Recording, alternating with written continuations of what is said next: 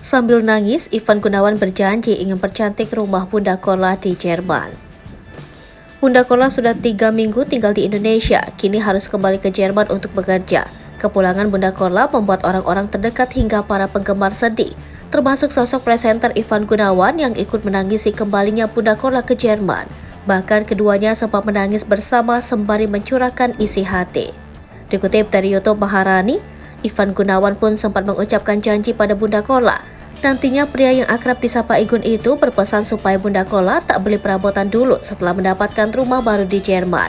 Igun berjanji dirinya yang akan mempercantik rumah baru selebgram bernama asli Priscilla Kola Cynthia itu. Kemudian, Igun meminta ketika Bunda Kola berangkat bekerja, kunci rumah harus dititipkan kepadanya. Igunlah yang nanti yang akan mengatur isi rumah Bunda Kola secantik mungkin.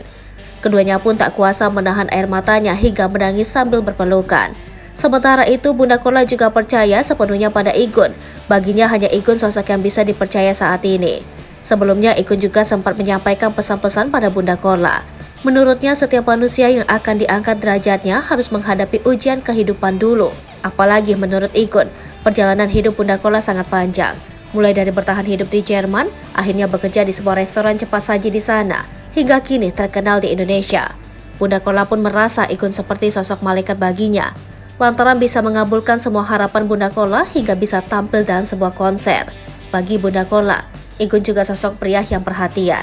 Tak lupa, selebgram yang juga bersahabat dengan Ruben Onsu itu turut mendoakan Igun, lantaran ia merasa kebaikan Igun tak bisa ia balas sepenuhnya.